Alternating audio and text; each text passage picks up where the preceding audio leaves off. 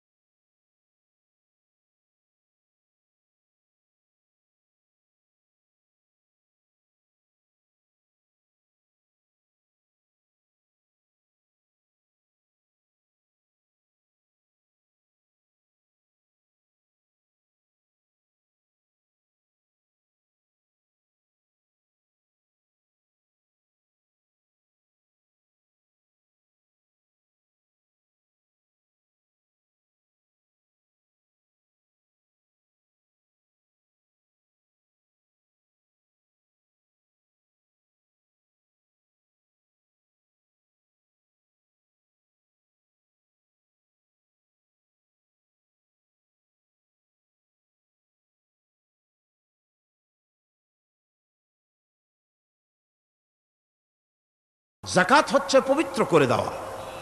নামাজের পর ইসলামের সবচাইতে গুরুত্বপূর্ণ ব্যাপার হলো নামাজ। নামাজের পরই গুরুত্বপূর্ণ ব্যাপার হচ্ছে যাকাত। আর ইবাদতের বেলায় সাধারণত নামাজের পরে আমরা রোজা বলি, নামাজ রোজা, কিন্তু আসল কথা হচ্ছে নামাজের পরই যাকাত। কোরআনে কারিমে এভাবেই বলা হয়েছে। নামাজ এবং যাকাত এ দুটি জিনিস হচ্ছে ইসলামের প্রধান স্তম্ভ। ইসলামী রাষ্ট্র যদি হয়, যদি দেশটা ইসলামী রাষ্ট্র হয়ে যায়, তাহলে মুমিনেরা যদি ক্ষমতায় আসে তাহলে কি কাজ করবে? আল্লাহ রাব্বুল আলামিন কোরআনে কারীমের মধ্যে বলেছেন, আল্লাযীনা ইম্মাক্কান্নাহুম ফিল আরদি আকামুস সালাত ওয়া আতাউজ যাকাত। আমার মুমিন বান্দারা যদি ক্ষমতায় আসে, মুমিনরা যদি ক্ষমতা পায়, তাহলে চারখানা কাজ করবে। কয়খান কাজ? জোরে চিল্লায় কোন কয়খান? প্রথম কাজ, ক্ষমতায় এসেই নামাজ প্রতিষ্ঠা করবে। প্রথম কাজ কি? নামাজ প্রতিষ্ঠা করবে। সে নামাজের কথা বলবো কালকে। 2 নম্বরের কাজ হলো যাকাত আদায় করবে। 2 নম্বরের কাজ কি? যাকাত আদায় করবে। যাকাত বোর্ড গঠন করবে না, যাকাত আদায় করবে।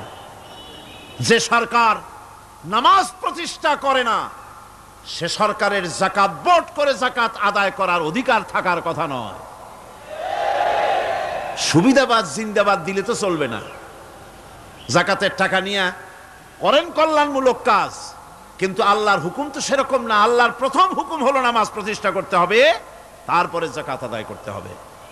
কোরআন শরীফ খোলার সাথে সাথে যে জিনিসটা নজরে পড়ে সেটা কি?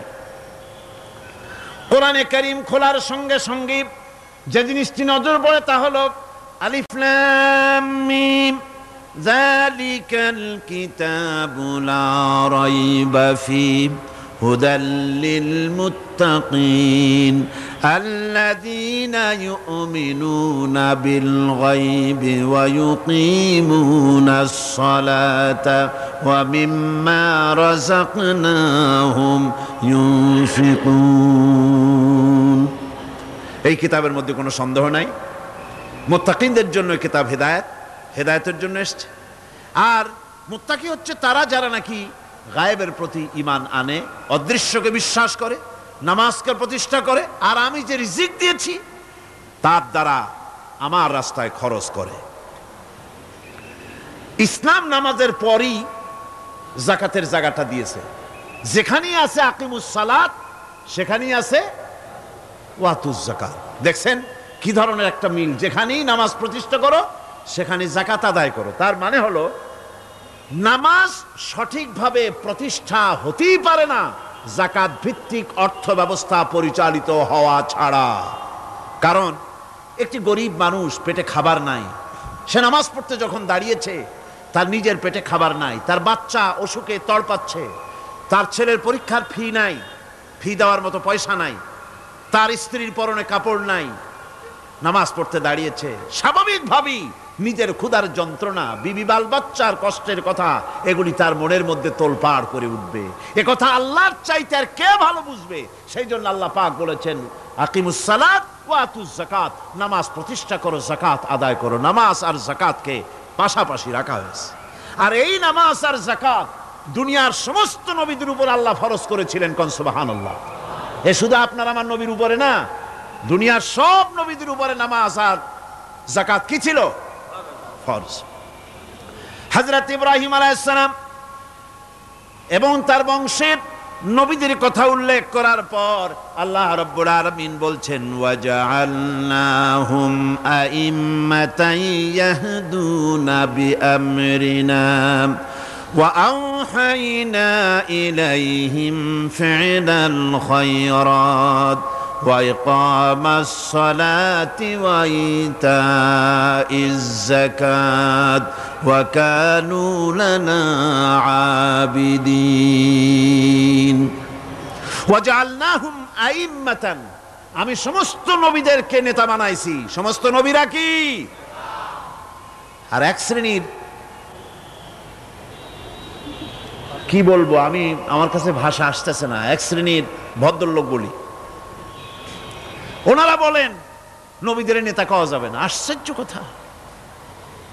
এই আয়াতের অর্থ তারা কি করবেন? ওয়াজআলনাহুম আইম্মাতান, নবীদের কথা বলা হচ্ছে আমি সমস্ত নবীদেরকে নেতা বানিয়েছি, তাদেরকে আমি নির্দেশ করেছি ভালো কাজের, তারা কল্যাণমূলক কাজ করবে এটা নির্দেশ করেছি, নেতা বানিয়েছি।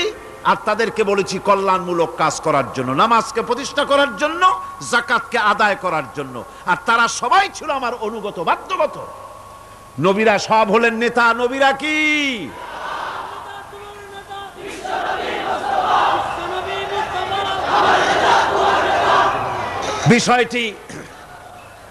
বিষয়টি ওনারা বুঝতে চান না, বিষয়টি ওনারা বুঝতে চান না, তাই নবীকে ওনারা নেতা বলতে চান না। বাংলায় আপত্তি করেন, সাইয়েদেনা বলতে আপত্তি করেন না। সাইয়েদেনা মানেই তো আমাদের নেতা। দরুদ শরীফ পড়লেই তো আল্লাহুম্মা সাল্লি আলা সাইয়েদেনা বলি, মানেই হলো আমাদের নেতা। ইংরেজিতে বললে অসুবিধা নাই, উর্দুতে বললে অসুবিধা নাই, আরবিতে বললে অসুবিধা নাই, বাংলায় নেতা বললেই অসুবিধা। কেন হইল? কারা জানি স্লোগান দেয় অমুক আমার নেতা, তোমার নেতা অমুক তমুক, সেই জন্য হুজুর সাল্লাল্লাহু আলাইহি ওয়াসাল্লাম নেতা কওয়া যাবে না। একটা কথা হইল, রাসূল করিম সাল্লাল্লাহু আলাইহি ওয়াসাল্লাম নবীরাই যদি নেতা না হন তাহলে নবীরা কি অনুসারী? নাউযুবিল্লাহি মিন যালিক। রাসূলকে বলা হয় ইমামুল মুরসালিন। আমাদের হুজুরকে কি বলা হয়? আমাদের রাসূলকে কি বলা হয়? ইমামুল মুরসালিন। মানে কি? সমস্ত নবীদের নিয়ে উনি নামাজের, সমস্ত নবীরা একটা মসজিদে নামাজ পড়তেন, উনি সেখানে ইমামতি করতেন নাকি? না, সমস্ত নবীদের তিনি ইমাম, নেতা। সুবহানাল্লাহ। সুতরাং এটা এক ধরনের মূর্খতা। আল্লাহ পাক বলছেন আমি সমস্ত নবীদেরকে নেতা হিসাবে পৃথিবীতে প্রেরণ করেছি, তারা হচ্ছেন নেতা। তাদেরকে আমি হেদায়েত দিয়েছি, আমি হুকুম করেছি ওহীর মাধ্যমে জনকল্যাণমূলক কাজ তোমরা করো, নামাজ প্রতিষ্ঠা করো, কল্যাণমূলক কাজ করো, ফেলাল খায়রাত, কল্যাণমূলক কাজ করো, আর নামাজ প্রতিষ্ঠা করো, যাকাতকে আদায় করো। আর তারা সবাই ছিল আমার বাধ্যগত। ইসমাঈল আলাইহিস সালাম সম্পর্কে বলা হয়েছে وَكَانَ يَأْمُرُ أَهْلَهُ بِالصَّلَاةِ وَالزَّكَاةِ وَكَانَ عِندَ رَبِّهِ مَرْضِيًّا। সে তার স্বজনদেরকে নামাজের হুকুম করত, নামাজের এবং যাকাতের নির্দেশ দিতেন হযরত ইসমাঈল আলাইহিস সালাম, আর তিনি ছিলেন বিশেষ মর্যাদার অধিকারী। মূসা আলাইহিস সালাম এবং তার কওমকে আল্লাহ পাক এই অর্ডার দিয়েছিলেন। মূসা আলাইহিস সালাম বলেছিলেন, আয় আল্লাহ, আমার কওমকে যেন তুমি গজব দিও না, তাদেরকে তুমি শাস্তি দিও না। আল্লাহ পাক হযরত মূসা আলাইহিস সালামের এই প্রার্থনার জবাবে আল্লাহ পাক বললেন, আযাবি উসিবু বিহি মান আশাউ ওয়া রাহমাতি ওয়াসিআত কুল্লা শাই। আমি যাকে চাইবো আমার আযাবে নিক্ষেপ করব, তবে সকল জিনিসের উপর আমার রহমত পরিবেষ্টিত আছে। তবে হ্যাঁ, ফাসাকতুবুহা লিল্লাযীনা ইয়াত্তাকুনা ওয়া ইউতুনাজ যাকাতা ওয়াল্লাযীনা হুম বিআয়াতিনা ইউমিনুন। আমি এই রহমত কেবলমাত্র তাদের জন্য লিখে রাখবো যারা নাকি নামাজ প্রতিষ্ঠা করবে আর যারা যাকাত আদায় করবে, আমি তাদেরকে আমার গজব থেকে বাঁচায়া দেব। যাকাত যারা আদায় করবে আমি তাদেরকে আমার শাস্তি থেকে, গজব থেকে রক্ষা করব। রাসূল করিম সাল্লাল্লাহু আলাইহি ওয়াসাল্লামের পূর্বে শেষ নবী হচ্ছেন হযরত ঈসা আলাইহিস সালাম, তাকেও আল্লাহ পাক এই অর্ডারই করেছেন। কোরআনে কারিমে বলা হচ্ছে, ওয়াজআলানি মুবারাকান আইনামা কুনতু ওয়া আওসানি বিসসালাতি ওয়াজ যাকাতি মা দুমতু হাইয়া। আমি যেখানেই থাকি না কেন আমাকে অর্ডার করা হয়েছে যতদিন বেঁচে থাকবো আমি ততদিন যেন আমি নামাজ আদায় করি আর যাকাত দেই। ঈসা আলাইহিস সালাম বলছেন, আল্লাহ পাক আমার উপরে এই নির্দেশ করেছেন, আমি যেখানেই থাকি আর যতদিন বাঁচি আমাকে নামাজ আর যাকাত এই দুটি জিনিস সম্পর্কে আল্লাহ পাক আমাকে আদেশ করেছেন। এখন যাকাত দিতে হবে, গুরুত্বপূর্ণ ব্যাপার। মানুষেরা অবহেলায় যাকাত থেকে নিজেকে বঞ্চিত রেখেছে, মাহরুম রেখেছে এত বড় একটি নিয়ামত থেকে, সমাজকে মাহরুম করছে, যাকাত দিচ্ছেন। কোরআনে কারিমের 3টি আয়াতে যাকাতের কথা এভাবে বলা হয়েছে, ইয়া আইয়ুহাল্লাযীনা আমানু আনফিকু মিন তাইয়্যিবাতি মা কাসাবতুম ওয়া মিম্মা আখরাজনা লাকুম মিনাল আরদ। হে ইমানদার লোকেরা, তোমরা যেসব পবিত্র অর্থ সম্পদ উপার্জন করো সেগুলি, এবং আমি জমিন থেকে তোমাদের যে ফসল দান করি, ফসল উৎপাদন করে দেই, তার থেকে তোমরা আল্লাহর পথে খরচ করো। এগুলো 1 নম্বর আয়াত। 2 নম্বর, প্রথম আয়াত বলা হয়েছে সূরা বাকারায়, আর সূরা আনআমে বলা হচ্ছে, কুলু মিন সামারিহি ইযা আসমারা ওয়া আতু হাক্কাহু ইয়াওমা হাসাদিহি। তার উৎপাদিত ফল ফসল তোমরা খাও, আর ফসলের একটি অংশ ফসল কাটার দিনেই আল্লাহর হকটা, আল্লাহর অধিকারটা আদায় করে দাও। যেদিন তোমরা ফসল কাটবে সেদিনই অধিকারটা আদায় করে দাও। এই যে একটা ফরজ, এই ফরজটা মুসলমানেরা বেমালুম ভুলে গিয়েছে। ফসলের যাকাত তারা দেয় না। ফসলের যাকাতকে বলা হয় ওশর। কি বলা হয়? ওশর। এই ওশর এখন যদি আপনি গ্রামে গিয়া কোনো শিক্ষিত লোককেও যদি জিজ্ঞেস করেন, ভাই ওশর কি চেনো? সে বলবে, ভাই ওশর এটা কি জাতীয় প্রাণী, সারপোকা না তেলাপোকা না আরশোলা, আমি তো এই নামটাম তেমন শুনি টুনি নেই, বুঝবি না ওশরটা কি জিনিস। অথচ নামাজ রোজার মতোই ফরজ ওশর আদায় করা। কবে আদায় করবেন? যেদিন আপনি ফসল কাটবেন সেই দিনই ওশর আদায় করে দিবেন। পরিমাণটা কি হবে? পরিমাণ হবে আকাশের বৃষ্টির পানি দিয়ে, আকাশের বৃষ্টির পানি দিয়া যদি ফসল হয় তাহলে দিবেন 10 ভাগের 1 ভাগ। 10 মণ যদি ধান হয়, গম হয়, ডাল হয়, 1 মণ আল্লাহর অধিকার আদায় করে দিবেন। অধিকারটা কার? আল্লাহ কি করবে দিয়া? আল্লাহর অধিকার মানে গরিবের অধিকার, গরিবের হক। এই অধিকারটা আদায় করে দাও। 10 মণ হলে কয় মণ? কি হলে? যদি আকাশের বৃষ্টির পানিতে হয়। আর যদি আপনার সেচের মাধ্যমে হয়, সেচ পরিকল্পনার মাধ্যমে পয়সা খরচ করে পেট্রোল ডিজেল লাগায়া ইঞ্জিন চালায়া পানি উঠাইয়া কষ্ট করে ফসল ফলাইছেন, তাহলে আল্লাহ পাক বলছেন 10 মণে 1 মণ দেওয়া লাগবে না, তোমার খরচ হইছে বেশি। বান্দারে, তোমার উপরে আল্লাহ পাক জুলুম করবেন না, এবার 20 মণ হলে তার থেকে 1 মণ দিও। সুবহানাল্লাহ। ওয়ামাল্লাহু বিযাল্লামিল লিল আবিদ।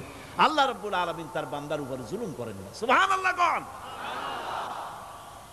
এইভাবে করে ওশরের যাকাতটা তোমরা ঠিকমতো আদায় করে দিও। ওশরটা দিও, ফসলের ওশর দিও আর টাকার যাকাত দিয়ে দিও।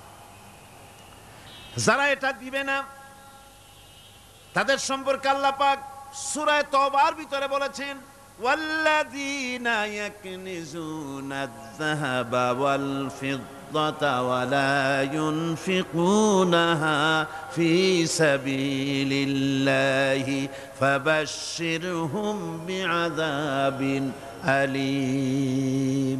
যারা নাকি স্বর্ণ এবং রৌপ্যকে সঞ্চয় করে, জমা করে, ওয়ালা ইউনফিকুনাহা ফি সাবিলিল্লাহ, আর আল্লাহর রাস্তায় তা খরচ করে না, ফাবাশশিরহুম বিআযাবিন আলীম, তাদেরকে কঠিন পীড়াদায়ক শাস্তির সুসংবাদ দাও। পীড়াদায়ক শাস্তির কি দাও? শাস্তির কি সুসংবাদ হয় নাকি? হয়তো উচিত ছিল শাস্তির দুঃসংবাদ শোনাও, না, আল্লাহ বলছেন সুসংবাদ শোনাও। এটার দৃষ্টান্তটা আমার ভাষায় আমি মানুষকে এভাবে বুঝাই। ছেলে খুব দুষ্ট, দুষ্টামির ঠেলায় অস্থির, তার মা মোটেই সামলাতে পারছে না।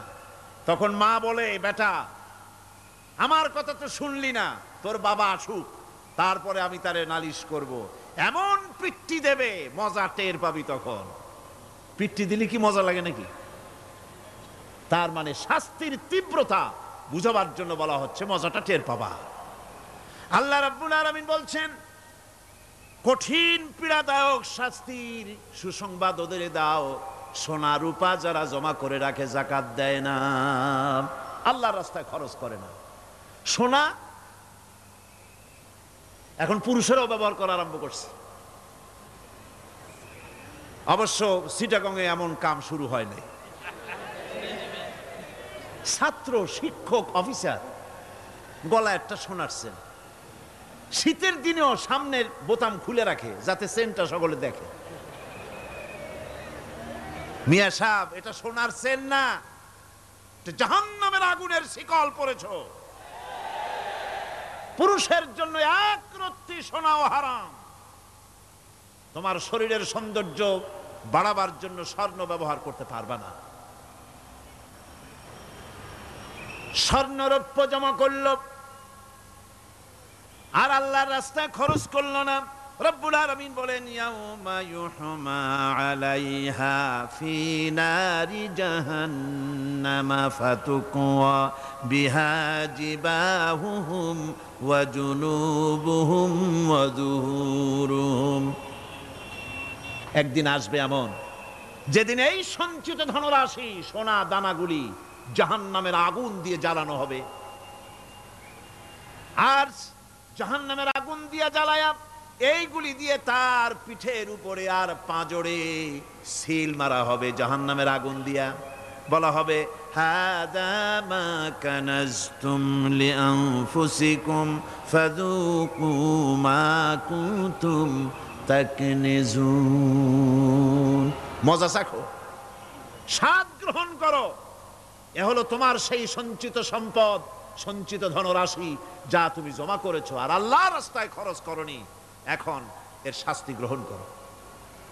সুতরাং সঞ্চয় জমা করা সঞ্চয় করা, মাল জমা করা এক শ্রেণীর লোক আছে। আল্লাহ পাক বলছেন আল্লাযী জামা মালান ওয়া আদ্দাদা, মাল জমা করে আর মোছে তেল মাখে।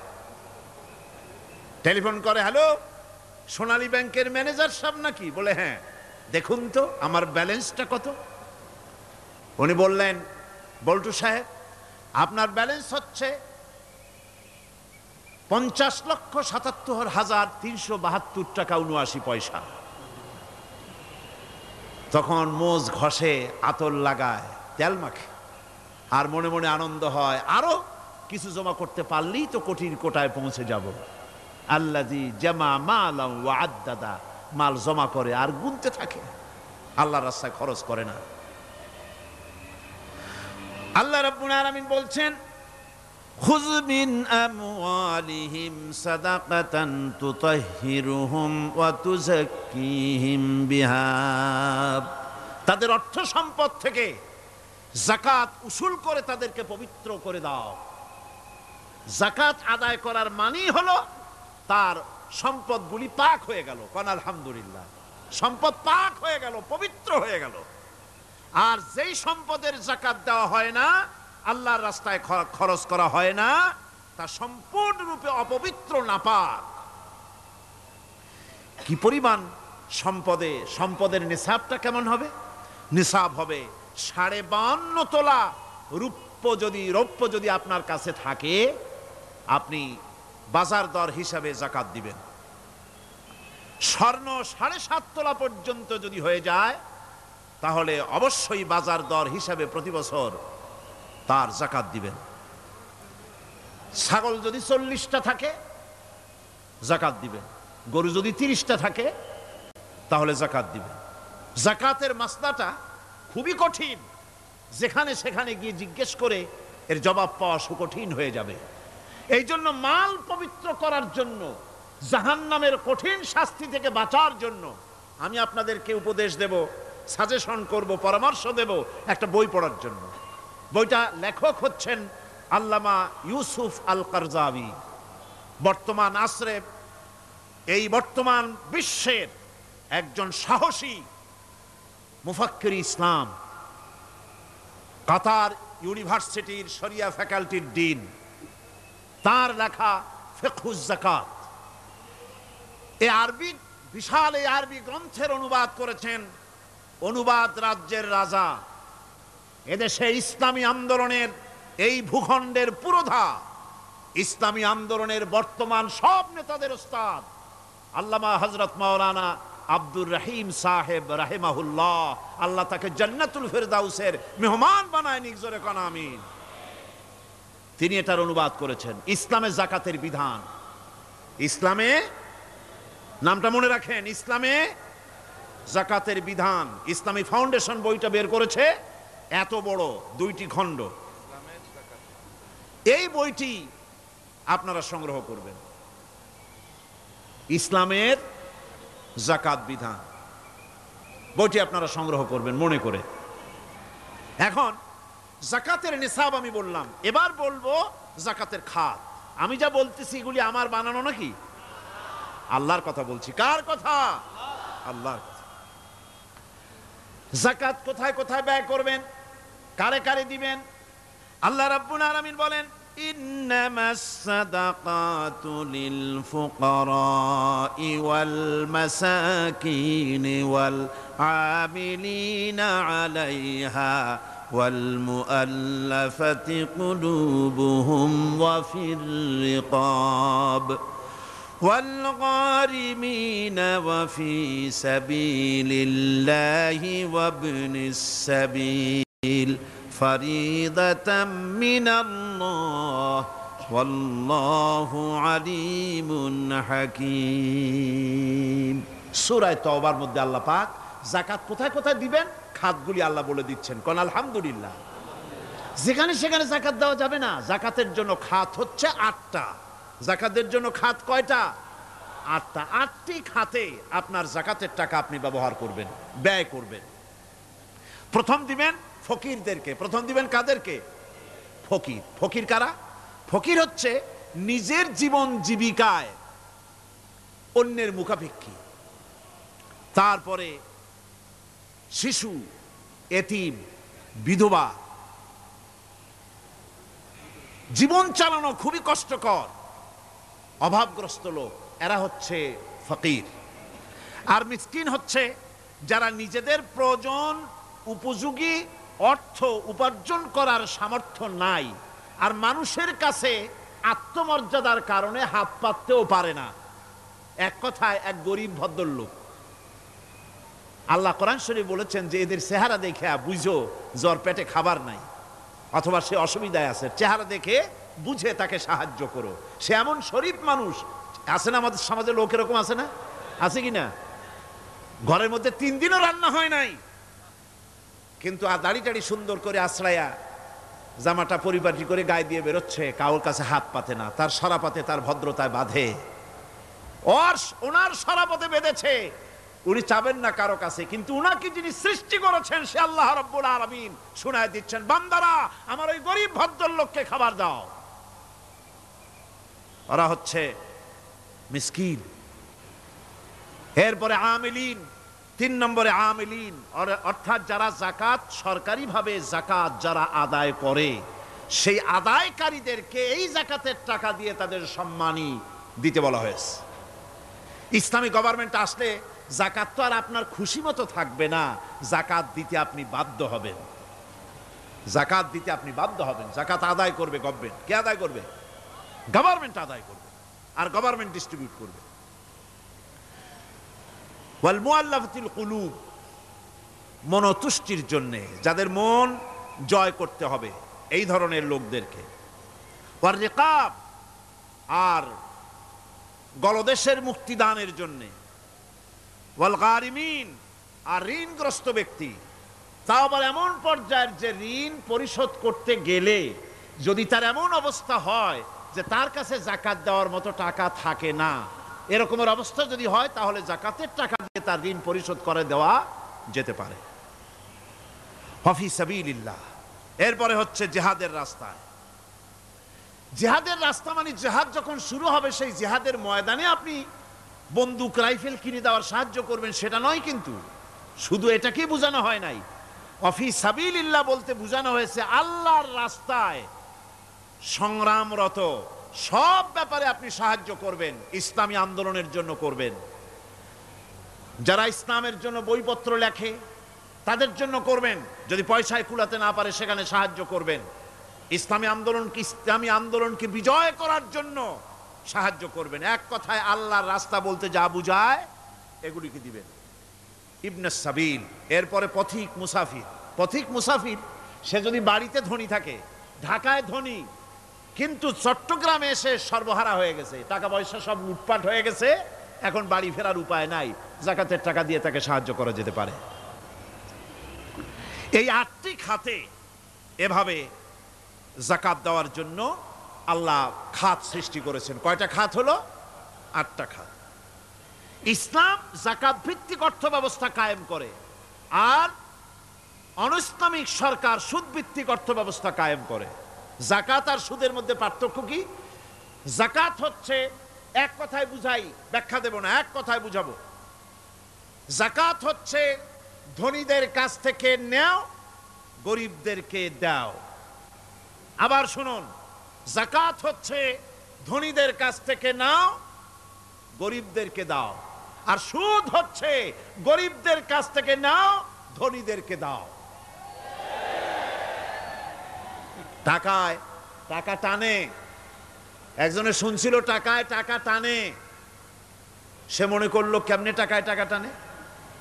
তারপরে সে এক ব্যাংকের সামনে গিয়ে অনেক টাকার মধ্যে নিজের একটা টাকা ছুঁড়ে মেরেছে। ঘন্টা 2 দাঁড়ায় আছে, দেখে যে তার টাকা আসে না। তখন ব্যাংকের দারোয়ান এসে পিছন থেকে গলাটা ঠেসে ধরছে, বেটা তুমি চোর নাকি, না হাইজাকার, না মাস্তান, না সাদাবাজ? কয় যে না, আমি এর কোনোটাই না। তাহলে এই পজিশন নিয়ে দেখতেছো কি? কয় যে আমি শুনছিলাম টাকায় টাকা টানে, সেজন্য আমার পকেটে একটা টাকা ছিল, ওই যে কেশিয়ার টাকাগুলি গুনতেছে ওইখানে মারলাম, দেখেনি টাকা, আমার টাকায় কিছু টাকা টাইনে আনে। এতক্ষণ দাঁড়ানো, আমার টাকা তো টানলই না, আমার যে একটা টাকা তাও আসে না। দারোয়ান বলছে, বেটা তুমি ঠিকই শুনেছো, টাকায় টাকা ঠিকই টানে, ওই অনেকগুলা টাকা তোমার একটা টাকারে এমন ভাবে টাইনিয়া ধরছে, বাইরে আবার উপায় নাই। সুদভিত্তিক অর্থ ব্যবস্থায় গরিবরা এভাবে শোষিত হয়। শোষিত হয় কারা? গরিবরা। সিনেমা কারা বানায়? ধনীরা। শোষিত হয় কারা? গরিবরা। লক্ষ্য করেন, তাকান, আল্লাহর কথা কত বাস্তব।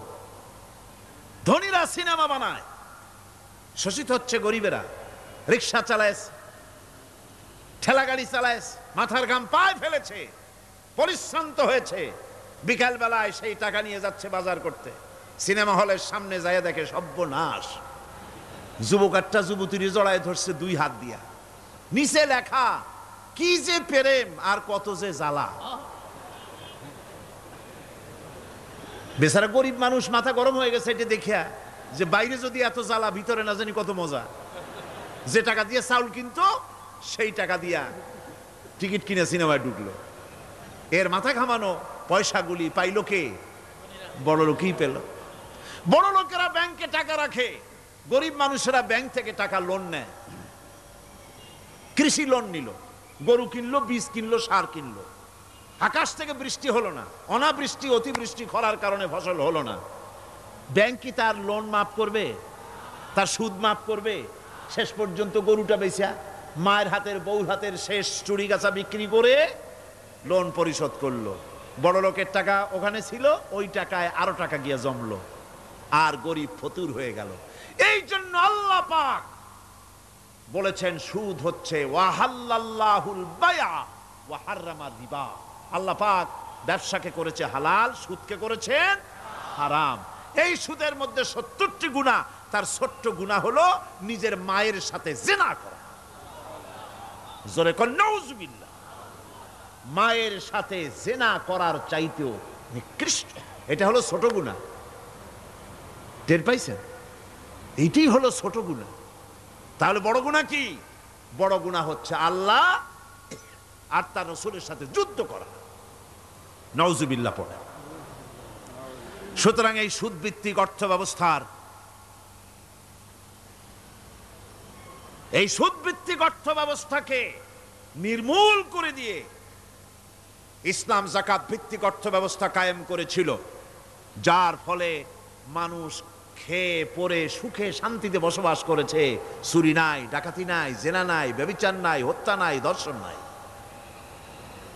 এমন এক সময় এসেছিল কোরআনে কারিমের বরকতে, যাকাত ভিত্তিক অর্থনীতির বরকতে, এমন এক সময় এসেছিল ময়দানে ঢোল পিটানো হতো বাজারে বাজারে, যাকাত কে নেবে, যাকাত কে নেবে, যাকাত কে নেবে। একজন মানুষও খুঁজে পাওয়া যায় নাই যে বলবে যাকাত আমার দরকার। গল্প করলাম? এটা কি গল্প? এটা বাস্তব। হযরত ওমর বিন আব্দুল আজিজ রাহমাতুল্লাহ আলাইহির জামানায় সাদকার টাকা নিয়ে 3টি দিন একজন ঘুরেছেন গ্রামে গ্রামে, ময়দানে ময়দানে। একটা গরিব খুঁজতেছেন সদকার টাকা দেবে, গরিব খুঁজে পাওয়া যায় না। ক্লান্ত শ্রান্ত হয়ে মরুদ্যানের ভিতরে আরাম করতেছেন, এমন সময় দেখতে পেলেন সেখানে আরেকটা লোক আসছে, ধুলা মলিন বড় একটা বস্কা তার সাথে। এই লোকটি তার কাছে গিয়ে বলছে, ভাই আল্লাহ আপনারে আমারে মিলাই দিছে, 3 দিন পর্যন্ত ঘুরেছি কিছু সদকার টাকা নিয়ে, এত বড় দেশের এত জায়গা ঘুরলাম, একটা গরিব পাই নাই যে তারে দেব, আল্লাহ আপনারে মিলাই দিছে, নেন এই টাকাগুলা। কয় যে তোমার মাথা খারাপ না স্ক্রু ঢিলা? তুমি কি মনে করছো আমার এই বস্কার মধ্যে ছেঁড়া খাতা? তোমার টোপলায় যে টাকা আছে আমার বস্তায় তার থেকে অনেক বেশি টাকা আছে। তুমি ঘুরতেছো 3 দিন, আমি ঘুরতেছি সপ্তাহকাল, একটা ভিক্ষুক পাই নাই। এটা কিসের বরকতে? ইসলামী অর্থনীতির বরকতে। যেরকম কিসের বরকতে? কপাল পোড়া জাতি, কপাল পোড়া জাতি সেই বরকতপূর্ণ সমাজ ব্যবস্থার দিকে না গিয়ে কোন নেতা কোন নেত্রী কি কইল সেদিকে দৌড়ায়, সেদিকেই দৌড়ায় পাগলের মতো। হেমিলেনের বংশীবাদক বাঁশি বাজায় চলল, আর ইঁদুর বাঁদর সব পিছনে ছুটল। এর কোনো মানে হয় না। বন্ধুগণ, আলামিন এই যাকাত ব্যবস্থার মাধ্যমে বিরাট পরিবর্তন এনে দিয়েছিলেন। এটি আল্লাহ পাকের একটি বিশাল নিয়ামত। এই নিয়ামত আল্লাহ পাক ইসলামী রাষ্ট্রকে দান করেছেন। আর যাকাতই বরকত। হালালে বরকত হয়, হারামে তো আর বরকত হয় না। কথা ঠিক কিনা কর? এখন আল্লাহর রাহে যে আপনি খরচ করবেন, সেই খরচ করার জন্য আল্লাহ রাব্বুল আলামিন কয়েকটা মূলনীতি দিয়েছেন। কিভাবে, কি মন মানসিকতা নিয়ে খরচ করবেন। খরচ করলেই কিন্তু সওয়াব হবে না। আতর মাখবেন, যদি চিন্তা করেন যে আতর মাখলাম, মাহফিলে যাব, মসজিদে যাব, লোকেরা টের পাবে যে বেটা আতর একখান মাখছে, খামো খাই আপনার আমও গেল, সালাও গেল, কোনো সওয়াব হইল না। আর যদি আতর মাখেন এই নিয়ত করে আতর মেখেছি, রাসূল পাক সাল্লাল্লাহু আলাইহি ওয়াসাল্লামের একটা সুন্নাত আমল করলাম, আল্লাহ রাব্বুল আলামিন অসংখ্য নেকি আমল নামায় লিখে দিবেন। নিয়তের উপরে দারমাদার করছে সবকিছু। এখন আপনি যে খরচ করবেন, সেই খরচটা কিভাবে করবেন, কি মন মানসিকতায় করলে পরে আল্লাহ খুশি হবেন, সেই কথাটি আল্লাহ পাক কোরআনে কারিমের মধ্যে বলছেন। আমি আপনাদের সামনে সেগুলি বলছি। দানটা হতে হবে কেবলমাত্র আল্লাহরে খুশি করার জন্য। মনে রাখেন, এটা হলো এক নম্বর। কি দানটা হতে হবে কারে খুশি? জোরে কোন?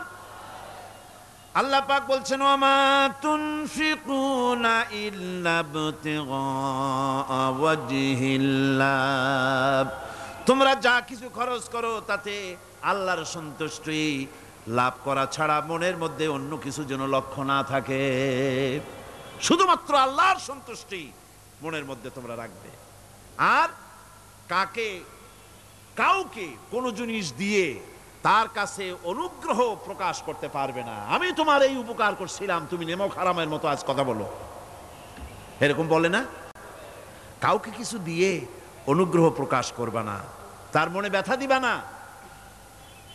আল্লাযীনা ইউনফিকুনা আমওয়ালাহুম ফি সাবিলিল্লাহি সুম্মা লা ইউতবিউনা মা আনফাকু মান্নান ওয়ালা আযা, যারা আল্লাহর পথে খরচ করে এবং খরচ করার পর নিজের অনুগ্রহ প্রকাশ করে না এবং কাউকেও মনোকষ্ট দেয় না, টাকা দিয়া খোটা দিল না, মনেও কষ্ট দিল না, তাদের জন্য পুরস্কারটা কি শুনুন। আল্লাহ পাক বলেন পুরস্কার হচ্ছে লাহুম আজরুহুম ইনদা রাব্বিহিম ওয়ালা খাউফুন আলাইহিম ওয়ালা হুম ইয়াহজানুন, ওদের জন্য তার পরওয়ারদিগারের কাছে রয়েছে বিরাট পুরস্কার, আজরে আজিম। এদের জন্য কোনো ভয় নাই, কোনো চিন্তাও নাই, কিয়ামতে ডাইরেক্ট জান্নাতে চলে যাবে। সুবহানাল্লাহ। দানের এত ফজিলত যা ভাই আমি বলে শেষ করতে পারবো না। এত ফজিলত আল্লাহ দানের মধ্যে রেখেছেন। ত্যাগেই তো শান্তি, ভোগে শান্তি নাই। মজা কিসে? জোরে কন্যা, মজা কিসে? ত্যাগের ভিতরেই মজা। এরপরে আল্লাহ পাক বলছেন আল্লাহর পথে 3 নম্বরে হতেছে আল্লাহর পথে যা খরচ করবা বেছে বেছে ভালো জিনিসটা দিও, বাইসা বাইসা ছেঁড়া জামাটা দিও না। পকেটে হাত দিয়া দান করবে, পকেটে হাত দিয়া হাত আর বাইর করে না। কারণ কি? খুঁজে দেখে যে 10 পাই না 4 আনা, কম পয়সাটা দেবে, ভালোটা দেবে না। টাকা বের করে ওর মধ্যে ময়লা পচা গন্ধ লাগে, ওইটা দান করবে, আর টাটকা টাকাটা পকেটে রেখে দেবে। এই স্বভাব আমাদের আছে কিনা? কর আছে কিনা? আরে বাবা, টাকা কি আপনি পকেটে রাখতে পারবেন? ওটা দেওয়া লাগবে না, এরে দেন তারে দেন, কাউকে কিন্তু দেবেনি। আমাদের এই বদভ্যাস আল্লাহ আমাদেরকে মাফ করুন। কোন আমিন বলেন। আমিন। দান করার সময় বেছে বেছে খারাপটা দিও না, ছেঁড়া কাপড়টা দিও না, অখাদ্য কুখাদ্য দান করো না। বিয়ার মজলিস, বিবাহে অনেক লোক দাওয়াত দিয়েছে, বেশি করে রান্না করছে, কম যদি হয়ে যায় বড় মিয়ার ইজ্জত নষ্ট হয়ে যাবে। মেহমান কম আসলো, এখন এই খাবারগুলি না পারিয়া তারপরে গরিবদের দেয়, না পেরে যখন খাবার কেউ নাই তখন গরিবদের দেয়। গরিবদের উদ্দেশ্য করে কিন্তু বানানো হয় নাই। এটা হলো একজনের রুটি খাচ্ছিল, এক কৃপণ বখিল রুটি খেতে বসেছে, সিল একটা আসে আর রুটিতে ছু মারল, ছু মেরে রুটিটা নিয়ে গেছে। বেচারা পিছনে পিছনে দৌড় আরম্ভ করছে গালি দিতে দিতে, মরার সিল, আর তুই জায়গা পাইলি না। চিলের পিছনে দৌড়াতে দৌড়াতে নদীর পারে চলে আসছে। সিলও দেখে যে আল্লাহ, এমন এক বেকায়দার লোকের রুটি নিলাম, কোনো গাছেও বসতে পারি না তার ঢিলার জ্বালায়। শেষ পর্যন্ত পাশে ছিল নদী, নদীর উপর দিয়া চিল উড়ে ওপার যাওয়া আরম্ভ করছে। বকিল বেচারা দাঁড়াই থাকে, দিলাম ফি সাবিলিল্লাহ, আল্লাহর রাস্তায় দিলাম। এর তো কোনো মানে নাই। নিজে খেতে না পারে বাসি অখাদ্য কুখাদ্য এগুলি দিতে আল্লাহ পাক নিষেধ করেছেন। দিবা বাইসে বাইসে ভালো জিনিসটা, যেটা তোমার কাছে প্রিয় ওইটা দিও। তুমি যদি খারাপটা দাও তাহলে আল্লাহ তোমার দেবেন ওই মানের। কিয়ামত আছে না, কিয়ামত ওই মানের পাবা। আল্লাহ পাক বলছেন, ইয়া আইয়ুহাল্লাযীনা আমানু আনফিকু মিন তাইয়্যিবাতি মা কাসাবতুম ওয়া মিম্মা আখরাজনা লাকুম মিনাল আরদ। তোমরা যে উপার্জন করেছো, সেই উপার্জনে তোমাদের জন্য যা উপার্জন করেছো তাই, আর মাটির ভিতর থেকে আমি যা তোমাদের জন্য দিয়েছি তার থেকে ভালো জিনিস, ভালো ভালো জিনিস আমার রাস্তায় খরচ করো। এটা কার অর্ডার? আল্লাহর অর্ডার। আর খরচ করার জন্য ওয়ালা তায়াম্মামুল খাবিসা মিনহু তুনফিকুন, খরচ করার জন্য বাইসা বাইসা খারাপ জিনিসগুলি খুঁজে বেড়াইও না, ভালো জিনিসগুলি আমার রাস্তায় খরচ করো। আর যতদূর সম্ভব গোপনে দিও, যতদূর সম্ভব দান গোপনে করি। মানুষকে শুনায়ও না অমুক জায়গায় দিলাম, বা মানুষকে দেখায় দেখায় দিও না। কোন কোন শহর আছে কোরবানির সময় বিরাট গরু কেনা হয়, সেই গরুর গলায় মালা দিয়া তারপরে শহরের রাস্তায় রাস্তায় ঘুরানো হয়, অমুক মিয়া সাহেব এই গরুটা কোরবানি করবে। এরকম চিটাগংয়ে হয় না, অন্য অন্য জেলায় হয়। জি, এখানেই বেশি হয়। তাই? আশ্চর্য কথা। তাহলে তো উচিত, এরকম যদি উদ্দেশ্য হয় তাহলে বড় মিয়া গরুর সাথে একসাথেই হাঁটা উচিত। লোকেরা বুঝুক কোন বড় মিয়া আর কোন বড় গরু। আপনি এটা করলেন কি জন্যে? এই কাজটা তো নিন্দনীয় কাজ। আর প্রতিযোগিতামূলক কোরবানি করা, প্রতিযোগিতামূলক 35,000 টাকার গরু কোরবানি করা হলো, মানে নাই। মানুষকে শুনাইয়া, মানুষকে দেখাইয়া যদি করা হয় কোনো ফল পাওয়া যাবে না। আমার বন্ধুগণ, আল্লাহ রাব্বুল আলামিন বলছেন, মানুষকে দেখাবার জন্য দান সদকা করো না। ইন তুবদুস সাদাকাতি ফানি'ম্মা হিয়া ওয়া ইন তুখফুহা ওয়া তু'তুহাল ফুকারা ফাহুয়া খায়রুল লাকুম ওয়া ইউকাফিরু আনকুম মিন সাইয়্যাতিকুম। প্রকাশ্যভাবে খরচ করলে তা ভালো, আল্লাহ পাক বলছেন প্রকাশ্যভাবে খরচ করলে তা ভালো, কিন্তু গোপনে দান করা সবথেকে উত্তম। তবে প্রকাশ্যে দান করতে গিয়ে যদি এটা এই জন্য হয় যে আমি দিলে পরে আরো একজন উৎসাহিত হয়ে দেবে, সমাজ কল্যাণ পরিষদের এত বড় বিশাল মাহফিল, 16 লক্ষ টাকা খরচ হবে, দিলাম আমি 1 লাখ টাকা, এটা শুনাইয়া বলার পর আমার কথা শুনিয়া আরো যাদের টাকা আছে তারা হয়তো 2 লাখ দেবে, এই চিন্তা করে যদি তারগিবের জন্য, উৎসাহ প্রদানের জন্য, ইন্সপিরেশনের জন্য যদি হয়, এই নিয়ত হলে ক্ষতি নেই। কিন্তু সর্বাবস্থায় দানটা গোপন হয় ভালো। আল্লাহ পাক বলেন, গোপনে যদি তুমি দান করো তাহলে আমি রব্বুল আলামিন ওই গোপন দানের বিনিময় তোমার সমস্ত গোপনীয় গুনাহগুলি আমি রব্বুল আলামিন মাফ করে দেব। তোমার গোপন গুনাহগুলি মাফ করে দেব। 5 নম্বরে হচ্ছে নির্বোধ আর অজ্ঞ লোকদেরকে প্রয়োজনের অতিরিক্ত টাকা দিবা না। দেখেন ইসলামের কি সুন্দর বিধান। বোকা, নির্বোধ, অজ্ঞ আছে না সমাজে? তুমি মহব্বতে, আল্লাহর মহব্বতে ওর লাগে 500 টাকা দিয়ে দিলা 5,000 টাকা, এ তো সর্বনাশ করে ফেলাবে। সে তো খারাপ জায়গায় তা ব্যয় করবে। এই জন্য অজ্ঞ লোকদেরকে, নির্বোধ লোকদেরকে প্রয়োজনের অতিরিক্ত দিতে আল্লাহ নিষেধ করেছেন। তবে আল্লাহর ইচ্ছা হচ্ছে এই যে যত বড় পাপী হোক আর যত বড় খোদাদ্রোহী হোক না কেন, প্রত্যেকের খাওয়া, পড়া, শিক্ষা, চিকিৎসা গ্যারান্টি দিতে হবে। সুবহানাল্লাহ কোন। এর নাম তো আল্লাহ। এর নাম কি?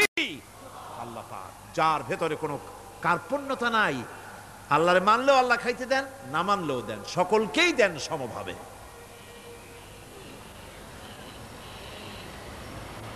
6 নম্বরে হচ্ছে কারো প্রয়োজন পূরণের জন্য যদি ধার দেওয়া হয়, যদি কাউকে ধার দেন তা আদায় করার জন্য বারবার তাকে তাগাদা দেওয়া যাবে না।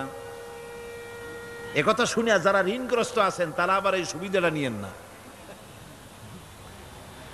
সামর্থ্য থাকতে যদি যার কাছ থেকে ধার এনেছেন তাকে যদি কষ্ট দেন, অবশ্যই আল্লাহর কাছে আসামি হতে হবে কিয়ামতের দিন, কোনো সন্দেহ নাই।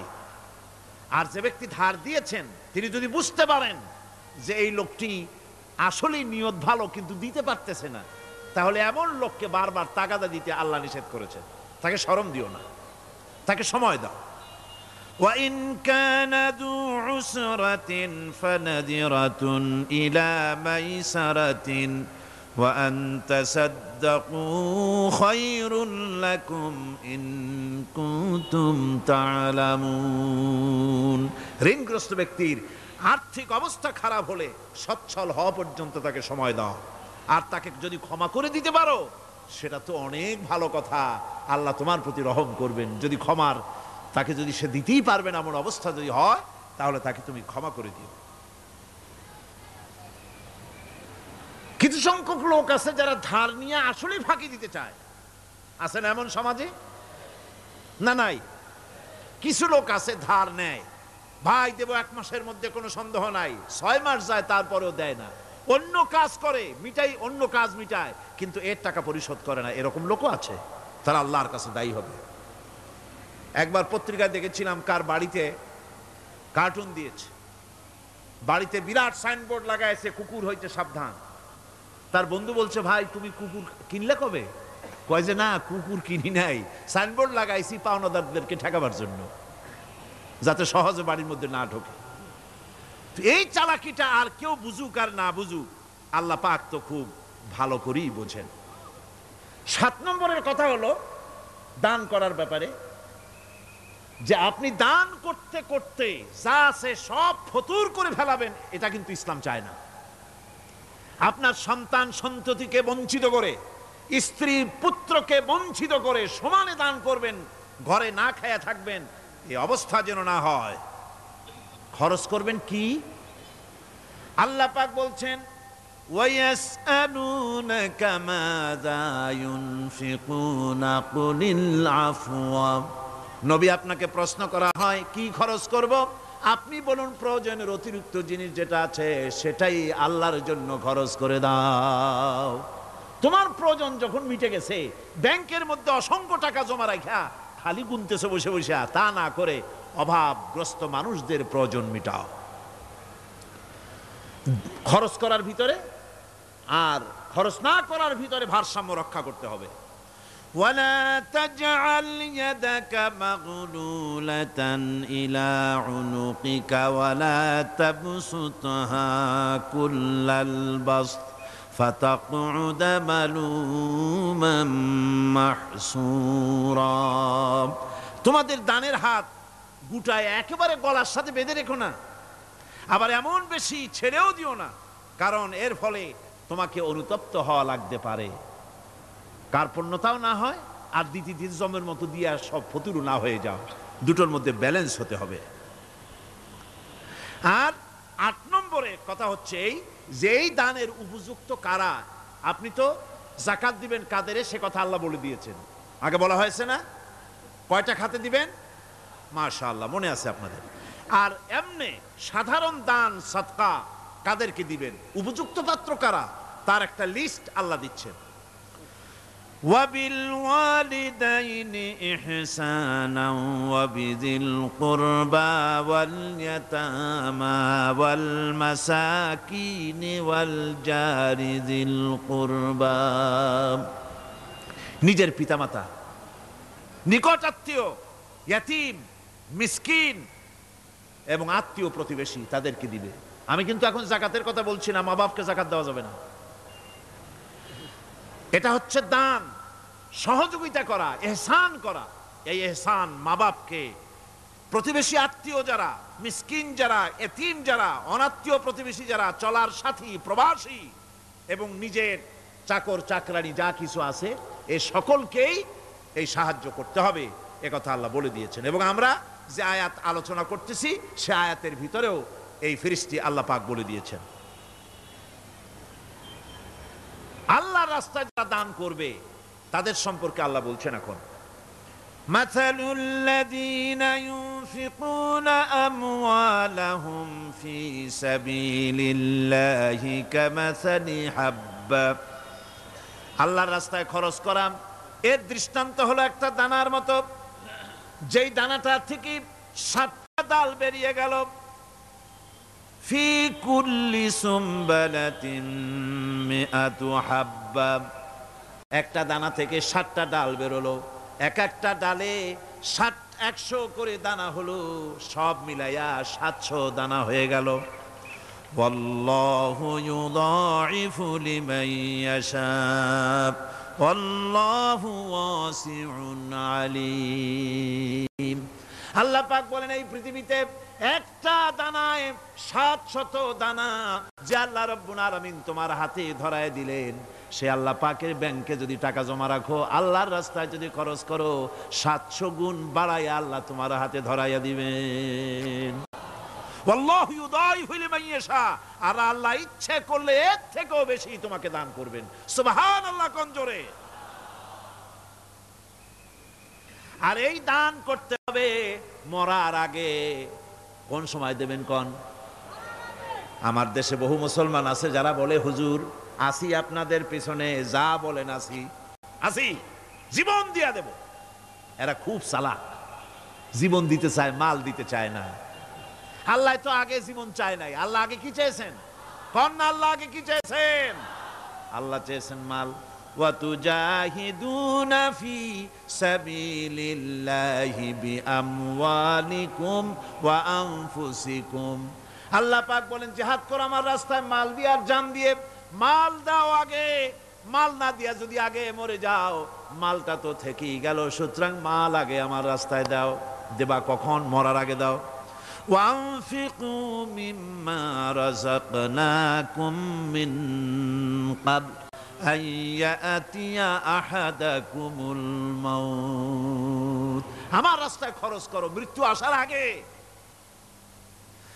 ফায়াকুল রাব্বি লাউলা আখারতানি ইলা আজালিন করিব। যদি মরার আগে না দাও, মৃত্যুর সময়, মৃত্যু যখন এসে গেল সেই সময় যদি বলো, অনুশোচনা যদি করো, আহারে যদি আমি সময় পাইতাম, একটুখানি যদি সময় দিতে আল্লাহ, একটু সময় আমারে যদি দাও, ফাসাদদাকা ওয়া আকুম মিনাস সলিহিন। দান সদকা করব, সব আল্লাহর রাস্তায় দিয়ে দেব, আর আমি সালেহ বান্দাদের মধ্যে শামিল হয়ে যাব। আল্লাহ একটু সময় আমারে দাও। আল্লাহ পাক বলছেন, ওয়ালা ইউআখিরাল্লাহু নাফসান ইযা জাআ আজালুহা আল্লাহু খাবীরুম বিমা তা'মালুন। মৃত্যুর নির্ধারিত সময় আসলে 1 সেকেন্ড আগে পাশে করা হবে না। সুতরাং মৃত্যুর আগে খরচ করো। আপনি মনে করবেন যে আপনি মরে গেলে পরে আপনার ছেলে মেয়ে আপনার জন্য করবে, খরচ করবে। হ্যাঁ করবে ঠিক, মরার পরে কুলখানির পরে 40, তারপরে শেষ, এরপর আর করবে না। আপনার ছেলে মেয়ে যে আপনার জন্য করবে তার প্রমাণ তো আপনি নিজে। আপনি আপনার ছেলের মেয়ের জন্য কি করে, আপনার মা বাবার জন্য কি করছেন? আপনার মা বাবার জন্য যদি আপনি কিছু না করে থাকেন, আপনার ছেলে মেয়ে আপনার জন্য করবে না।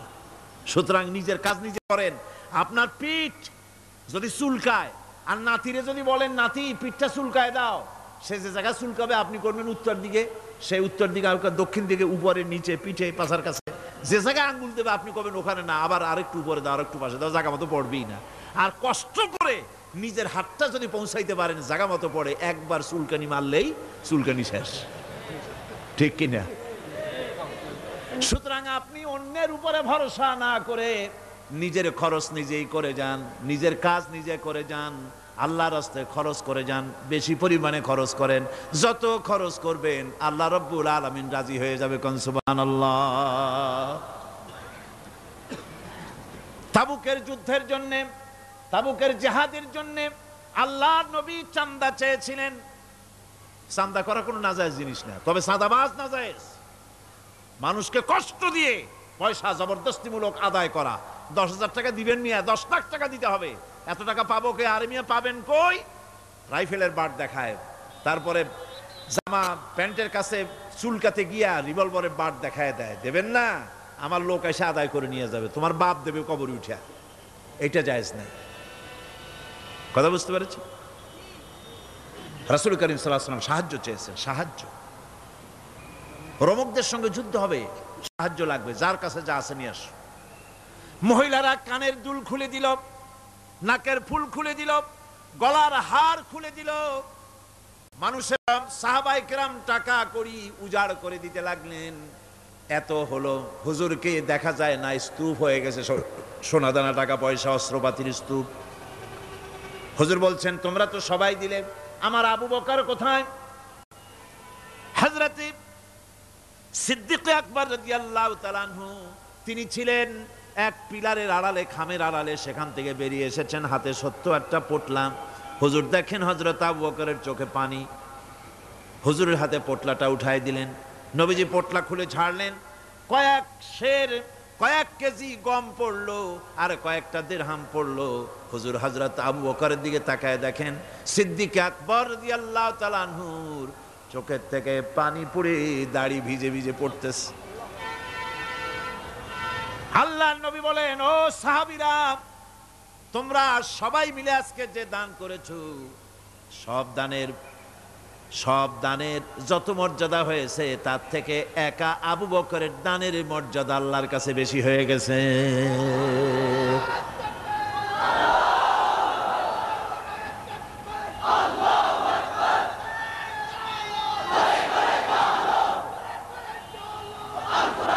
সাহাবায়ে কেরামের মনের ভিতরে প্রশ্ন জাগলো, এটা কেমনে হলো? আমরা এত এত দিলাম। এই জিহাদে হযরতে ওমর রাদিয়াল্লাহু তাআলা আনহু তার জীবনের সঞ্চিত সম্পদের অর্ধেকটা, পুরা অর্ধেকটা দান করে দিয়েছিলেন। হুজুর সাহাবায়ে কেরামদের মনের অবস্থা বুঝলেন, প্রশ্ন করলেন তোমরা কে কত দিছো, বাড়ি কত আছে? প্রত্যেকেই বললেন এত দিছি, বাড়ি এত আছে। হযরত আবু বকরের কাছে হুজুর জিজ্ঞেস করলেন, আবু বকর কত আনছো, বাড়ি কত আছে?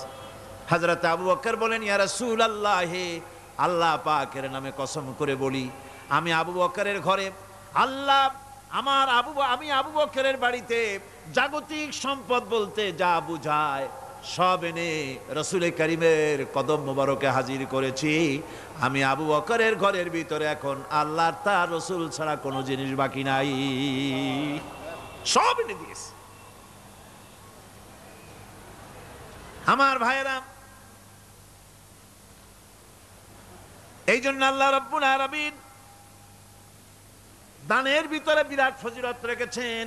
সাহাবায়ে কেরাম যদি এরকম দান না করতেন, এভাবে কোরবানি না দিতেন, ইসলাম এই পর্যন্ত আসতো না, ঠিক কিনা? ইসলামের জন্য সবচেয়ে বড় অবদান নবীর পরেই সাহাবায়ে কেরাম রিদওয়ানুল্লাহি তাআলা আলাইহিম আজমাইন। এই জিহাদে হযরত আব্দুল্লাহ জুলবাজাদাইন কিচ্ছু দিতে পারেন নাই, বুখারী শরীফের হাদিস। কিছু নাই, দেবে কি? লুঙ্গিও আনতে পারেন নাই, ল্যাংটো হয়ে তাকে তাড়াই দেওয়া হয়েছিল, ল্যাংটো করে। গায়ে জামা নাই, পরনে লুঙ্গি নাই, মার কাছ থেকে একটা ছেঁড়া কম্বল নিয়ে সেই কম্বল পরে আসছিলেন মদিনা মুনাওয়ারায়। তাবুকের যুদ্ধে কোনো চাঁদা তিনি না দিতে পেরে মনটা বড়ই দুর্বল। তিনি আল্লাহর নবীকে প্রতিমধ্যে গিয়া ধরলেন, তাবুকের দিকে যাচ্ছেন আর প্রতিমধ্যে নবীর সামনে গিয়ে দাঁড়ায় গেছেন, বলতেছেন, ইয়া রাসূলুল্লাহ, এই জিহাদে আমি তো কিছুই দিতে পারলাম না, আমার তো কিছু নাই, দেওয়ার মতো কিছুই নাই, কিছুই তো দিতে পারলাম না, শরীরটা ছাড়া আমার কাছে আর কিছুই নাই। হুজুর আপনি আমার জন্য দোয়া করেন, আমি যেন ইসলামের জন্য আমার জানটা দিয়ে দিতে পারি। নবীজি বললেন, একটা গাছের ছাল নিয়ে আসো, দেখো পাও নাকি। হযরতে আব্দুল্লাহ ঘুরে ঘুরে একটা গাছের ছাল নিয়ে আসলেন। নবীজি ছালটা হাতে নিয়ে হযরতে আব্দুল্লাহ জুলবাজাদাইনের ডান হাতে বাঁধে দিলেন আর বললেন, আল্লাহ আমি আব্দুল্লাহর রক্ত কাফেরদের জন্য হারাম করে দিলাম। হে আল্লাহ, তুমি আব্দুল্লাহর রক্ত কাফেরদের জন্য হারাম করে দাও। হযরতে আব্দুল্লাহ কাঁদতে লাগলেন, বললেন, আয় আল্লাহর নবী, আমি চেয়েছিলাম আমি শহীদ হয়ে যাব, জীবনটা দিয়ে দেব, আর আপনি আমার রক্ত হারাম করলেন, আল্লাহর কাছে দোয়া করলেন, কেমন কথা। হুজুর বলেন, আব্দুল্লাহ তোমার জন্য এমন দোয়া করা হয়েছে, এখন যদি তুমি ঘরে বসে জ্বর হয়েও মরো, আল্লাহ রাব্বুল আলামিন তোমার শাহাদাতের মর্যাদা দিয়ে দিবেন।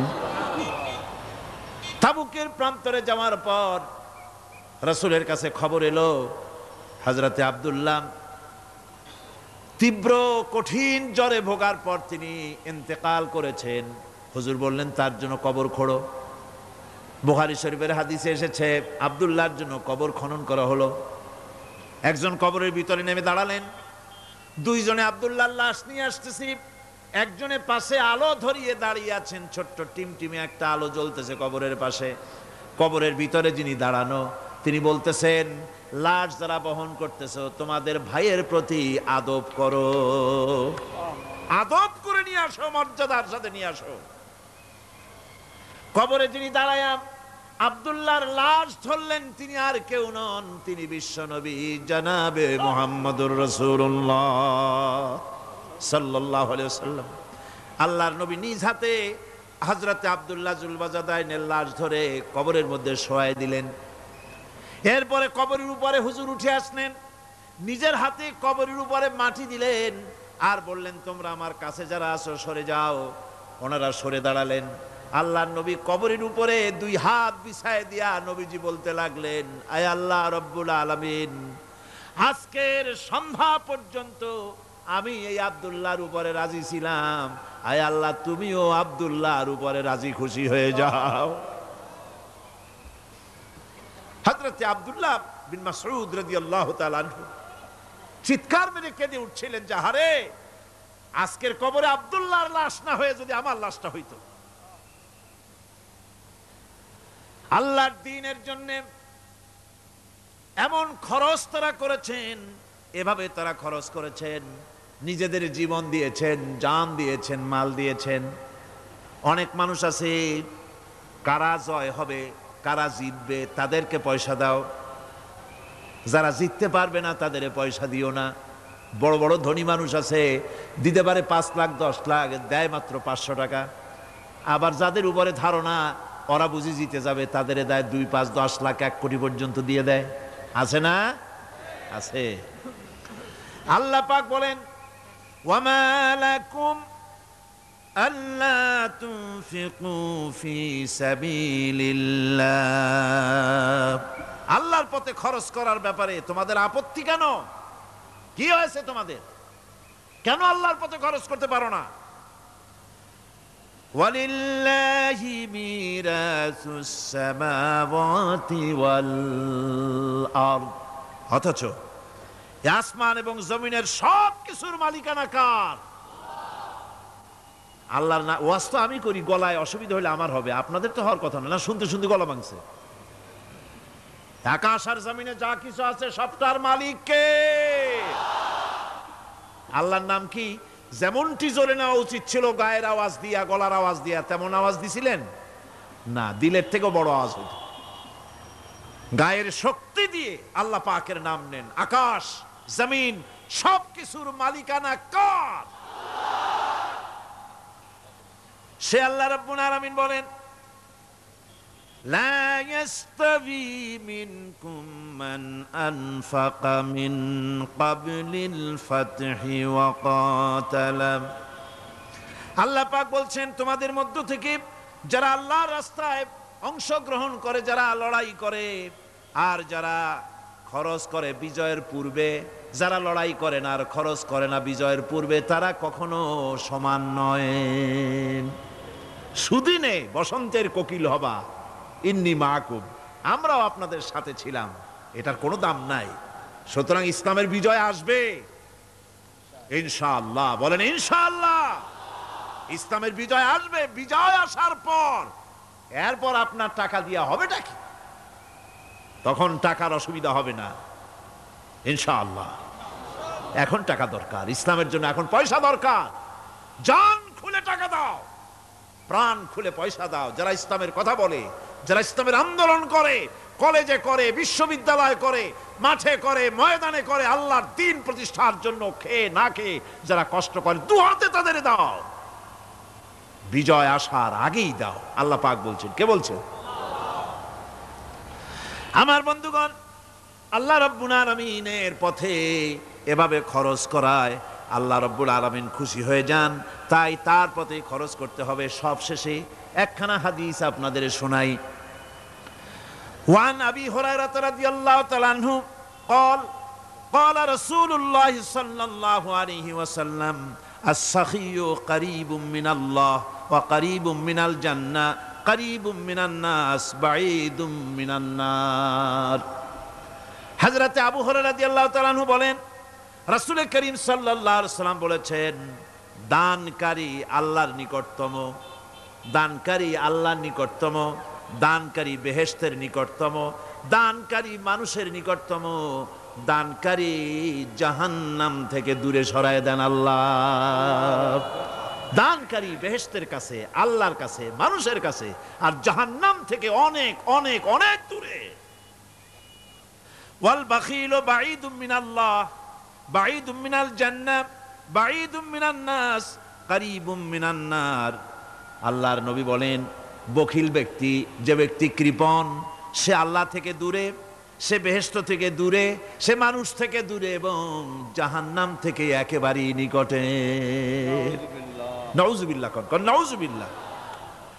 ওয়ালা জাহিলুন সাখিয়ুন আহাব্বা ইলাল্লাহি মিন আবিদিন বাখিল। তিরমিজি শরীফের হাদিস। আর অবশ্যই একজন জাহিল দাতা, একজন কৃপণ আবেদের চাইতে আল্লাহর কাছে তার অনেক দাম। সুবহানাল্লাহ। সুতরাং আল্লাহর পথে প্রাণ খুলে আল্লাহর পথে দেওয়ার জন্য মন তৈরি করুন। আল্লাহ যা দিয়েছেন, যেমন জোয়ার, যেমন ভাটি তেমন জোয়ার। কুয়ার পানি যদি না উঠান, কুয়ার পানি ক্রমান্বয়ে পচে যাবে, নষ্ট হবে। পানি যত উঠাবেন, কুয়া পানি তত জারি থাকবে। কোন সুবহানাল্লাহ। দিতে থাকবেন আল্লাহর রাস্তায়, দিতে থাকবেন, ততই কল্যাণ হবে, মুক্তি হবে, শান্তি পাবেন। মোনাজাতের জন্য বসেন, এক্ষুনি মোনাজাত। মোনাজাতের জন্য দাঁড়ানো ভাইরা সব বসে পড়েন। আল্লাহুম্মা আমিন। রব্বানা যালামনা আনফুসানা ওয়া ইন লাম তাগফির লানা ওয়া তারহামনা লানাকুনান্না মিনাল খাসিরিন। রব্বানা লা তুযিগ কুলুবানা বা'দা ইয হাদাইতানা ওয়া হাব লানা মিন লাদুনকা রাহমাতান ইন্নাকা আনতাল ওয়াহ্হাব। আয় আল্লাহ তাআলা, এই বিশাল জনসমুদ্র নিয়ে তোমার দরবারে হাত তুলেছি পবিত্র মেরাজের রজনীতে। আয় আল্লাহ, তুমি দয়া করে মেহেরবানি করে আমাদের আলোচনা, দুরুদ সালামের সওয়াব আমাদের বিশ্ব নবী, তোমার প্রিয় হাবিব জনাবে মুহাম্মদ রাসূলুল্লাহ সাল্লাল্লাহু আলাইহি ওয়াসাল্লামের রূহ মুবারকে পৌঁছায়া দাও। সমগ্র বিশ্বের মাটির নিচে যত মুমিন মুমিনাত শুয়ে আছেন, তাদের আরো আর পরে সওয়াব পৌঁছায় দাও। আমাদের মা বাপ যাদের দুনিয়া থেকেই বিদায় হয়ে গেল, আল্লাহ কবরগুলিকে জান্নাতের টুকরায় পরিণত করে দাও। রব্বির হামহুমা কামা রব্বায়ানি সগীরা। পড়েন সবাই, রব্বির হামহুমা কামা রব্বায়ানি সগীরা। আয় আল্লাহ তাআলা, বহু মানুষ দোয়া চেয়েছি, কতজনের কত কষ্ট। কেউ হসপিটালে আছে, কারো অপারেশন হবে, কেউ বা মরে গেছে, কেউ বা মামলা মোকদ্দমায় আছে, কেউ বা পারিবারিক অশান্তিতে আছে। আল্লাহ যিনি যেই নিয়তে দোয়া চেয়েছে মেহেরবানি করে সেই নেক নিয়ত তোমার দরবারে কবুল করে নাও। বিপদগ্রস্ত লোকগুলিরে বিপদ থেকে বাঁচাইয়া দাও। আয় আল্লাহ রাব্বুল আলামিন, এই মাহফিলে লক্ষ লক্ষ জনতা সমুদ্রের ঢেউর মতো চতুর্দিক থেকে আসতে থাকে। তুমি আর তোমার কোরআন আর তোমার রসুল ছাড়া কোনো স্বার্থ কারো মনে নাই। কাউরে রিক্সা ভাড়া দেওয়া হয় না, ট্রাক ভাড়া, বাস ভাড়া কাউকে দেওয়া হয় না। এক লোকমা খানাও এখানে পায় না, তাবাররুক বা সিন্নি বিতরণও হয় না। আয় আল্লাহ, নিঃস্বার্থভাবে এই লোকগুলি যাতায়াত করে। আল্লাহ তোমার কোরআনের বরকতে সকলকে তুমি গুনাহ মুক্ত করে দাও। আয় আল্লাহ তাআলা, যাতায়াত আসান করে দিও, যাতায়াতের পথে কারো যেন কোনো বিপদ না হয়ে যায়। আয় আল্লাহ তাআলা, বাড়ি ঘর ফালায় আসে, বাড়ি ঘর তোমার ফেরেশতা দিয়ে তুমি হেফাজত করো। রব্বুল আলামিন, মা বোনেরাও কষ্ট করে আসে, আল্লাহ তুমি দয়া করে এ মাহফিলে যারা শরীক হয়, এ মাহফিলে কোরআনের মাহফিলে শরীক হওয়ার কারণে তোমার কাছে একটা দাবি করি। দাবিটা হলো, মেহেরবানি করে সব মানুষকে তোমার কাবা ঘর দেখাও। যারা উপস্থিত হয়েছে সকলকে তোমার হাবিবের রওজায় গিয়া সালাম দেওয়ার তৌফিক দাও। ربنا تقبل منا إنك أنت السميع العليم وتب علينا إنك أنت التواب الرحيم سبحان ربك رب العزة عما يصفون وسلام على المرسلين الحمد لله رب العالمين واجعل آخر كلمتنا عند الموت لا إله إلا الله محمد رسول الله. السلام عليكم ورحمة الله.